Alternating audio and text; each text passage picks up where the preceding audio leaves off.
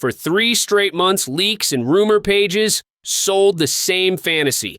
The iPhone 18 Pro was finally going all screen, killing the dynamic island once and for all. Turns out, that was nonsense.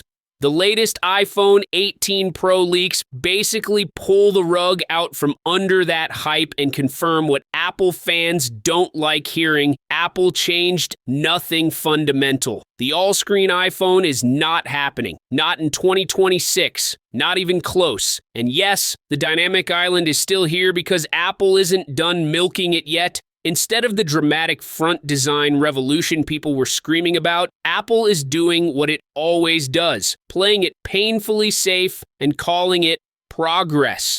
The dynamic island is staying just slightly smaller, and Apple wants applause for that. The reason has nothing to do with innovation and everything to do with incomplete under-display Face ID tech.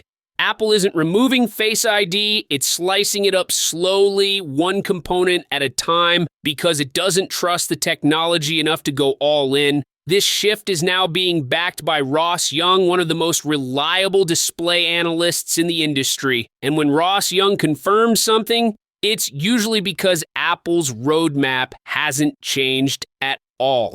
Just people's expectations. In a recent post, Young said the latest leaks match what he already reported last year. Apple's plan was always boring, but leakers and fans made it exciting in their own heads. Back in mid-2025, Ross Young already revealed that only some Face ID components would move under the display on the iPhone 18 Pro. Not all. That alone should have ended the all-screen rumors right there. If everything isn't under the display, the dynamic island literally has no reason to disappear. It was never designed to vanish. It was designed to shrink slowly enough that people stop complaining. Now, Chinese leaker Instant Digital has arrived to confirm the obvious. Apple will shrink the dynamic island while keeping Face ID exactly as it is. According to the leak, only the infrared flood illuminator is moving under the display, shifted slightly to the top left area. That's it. One component. Apple wants credit for moving a single sensor and calling it evolution.